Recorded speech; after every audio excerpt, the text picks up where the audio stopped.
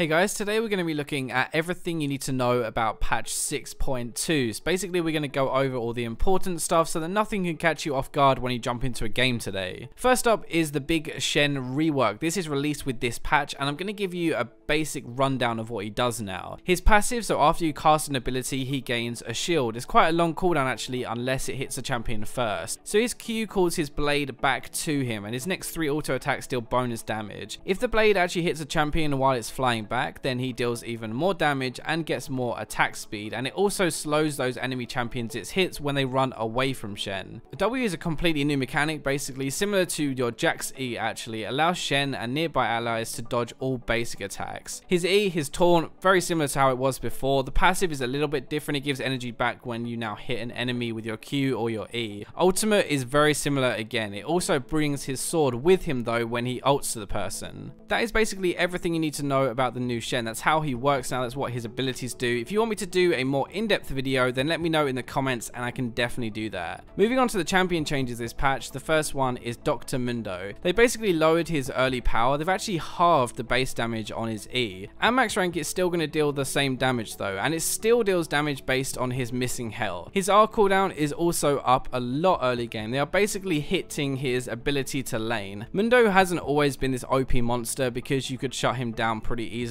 early, and that's what they're trying to get back to again. The next big champion change is to Nunu. His E cooldown is way down from 6 seconds to 4 seconds at max rank. His mana cost is also down too, but the slow duration and the base damage at later ranks is going to be down also. It doesn't seem like a lot, right? But basically it means that you can use your snowball more often, but it's going to hurt a lot less. If you actually go into the cunning tree as well and get that 45% CDR cap, then you can use this every 2.6 seconds, which is actually pretty funny. You'd have like half a second of freedom before being slowed again. One problem that Nunu is going to face and why I don't think he's become this OP monster is because of Boots of Swiftness though. It reduces the effectiveness of slows by 25% and they're already really popular. It'll be pretty funny and pretty troll and horrible for AD carries, but I'm not sure how well he's actually going to do still. Next big change is to Rengar. Thank God as an AD carry main, right? But not really, he's still going to kill us anyway. He's basically getting his power shifted a bit to add a bit more counterplay to him, and yes, actually going from 0 counterplay to like 10% chance of living is still going to be an increase, even if it's basically nothing. His Q now doesn't do as much damage on the initial whack, but the damage buff is up, so his autos after that are going to hurt a bit more. His E now has a 0.25 second cast time while used in the air, and I actually tested this a little bit today, you can see on the screen, and from what I could tell, it's not a huge difference. The best way I can put it really from what I could see is you now root them at about the same time as you land on them, rather than rooting them in place first. Finally, his ultimate now has a bigger range to tell people that you're coming, but let's be real, honestly, all that does is let you know that you're about to die anyway. Okay, last champion change is for Tam, and your passive stack duration is down. It means you have less time to stun you or eat you or apply more stacks. The W bug fix is actually pretty big. Now, it doesn't really look big, right? But it means that now when you try to nom someone who spell shields it or is immune, it goes on cooldown. Now, it sounds dumb because it was dumb and it was definitely a bug, but it was really strong before, and it was actually a pretty big nerf now to change that. Finally, his ultimate, you get less health from his ultimate. It means he won't be as unkillable anymore. I'd probably still ban this guy because his damage and tankiness are very high, but I don't think he's as strong as before. Okay, I lied, that wasn't the last champion change. There's one with Cassiopeia, but it's more of a bug fix actually, and this one is a weird one because it is a bug fix. It's not a buff or a nerf, but it's actually pretty big, I think. I'll have to test it a little bit more, but this seems like it could improve Cassio's damage output by quite a bit, honestly, and actually be easier to do it. Like, this happened to Rise before, and it seemed to help him a lot too.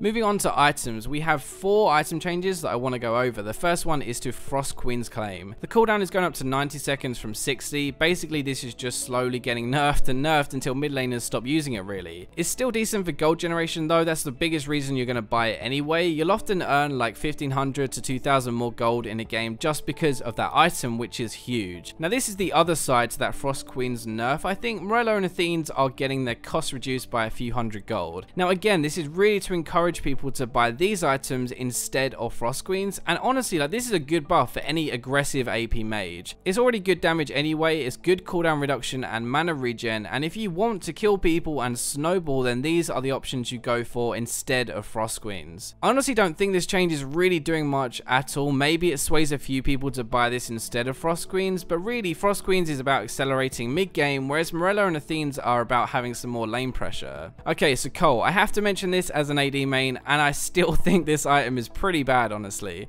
Okay, there are two reasons, right? First, it only gives you a profit of about 180 gold after you sell it. It costs 450, right? You get 100 from minions, you get 350 from the passive, which pays for it, and then you make the extra when you sell it. If you sell it, it means you're down an item though, like you're down the stats on the item anyway, instead of keeping a Doran's till later. Secondly, Doran's gives you percentage lifesteal, which scales into mid game. Cole gives you a flat 3, just not percentage, just 3 health back, which is okay for lane, but bad for afterwards when you have more AD. And lifesteal isn't really being built as early either, so the 3% from Doran's is helping mid game too. Finally, there are two more things I want to touch on, and they're both masteries. First one is Assassin. Now, it does more damage, but it doesn't work on the jungle monsters, and I don't think you'd really take this on junglers anymore and take Runic Affinity instead. It's actually good if you want to invade a lot, since the 2% is nice against the enemy jungler you find, but if you're ganking, then you'll always be around another champion anyway, so you're not really going to benefit from it. The second one is Thunderlords, and finally a Thunderlords nerf. I know a lot of you will be happy about this, but I think this is kind of fair. The cooldown is up at lower levels, but down at higher levels, and now you only have 3 seconds to proc it instead of 5. I actually think this is a good nerf. Like, you actually have to try and proc it rather than just doing it all the time now.